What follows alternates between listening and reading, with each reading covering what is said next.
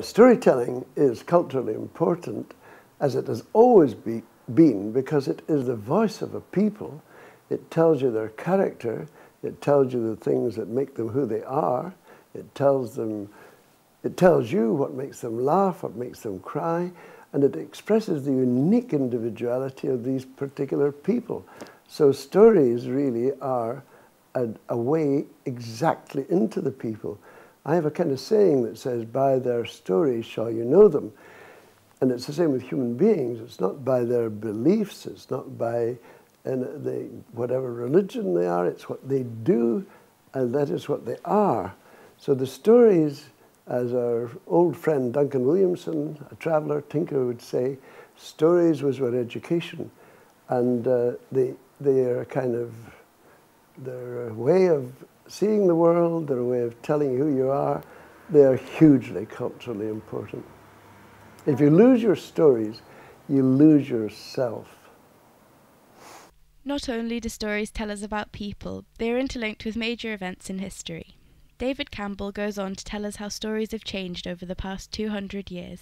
They changed to the degree that for a while they kind of went underground in the way that successive things, for instance, if we talk about our own country, or the Brothers Grimm, in both of these places, the eruption of wars was a hugely corrosive force, in the way that when along came the First World War, you know, the islands and highlands were depleted of people, and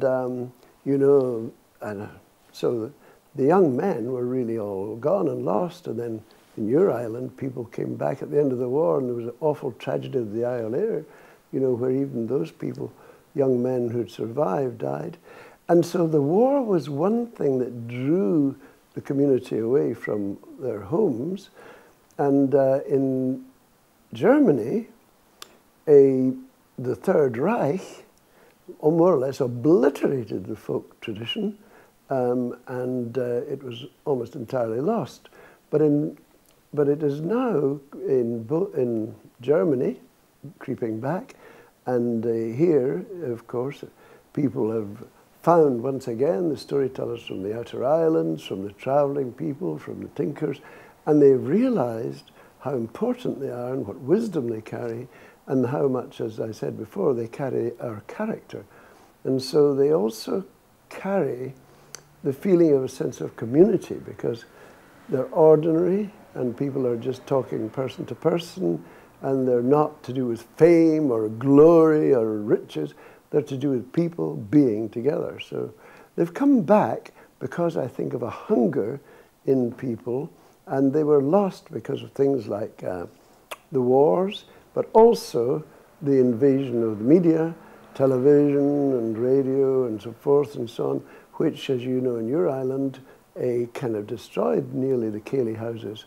But on the other hand, you know, they are kind of, as the Edinburgh Storytelling Festival shows, returning, and you now get an influx of people from all over Europe, and Scotland has been very important in helping even the country of the Grimm's brothers to recover their stories.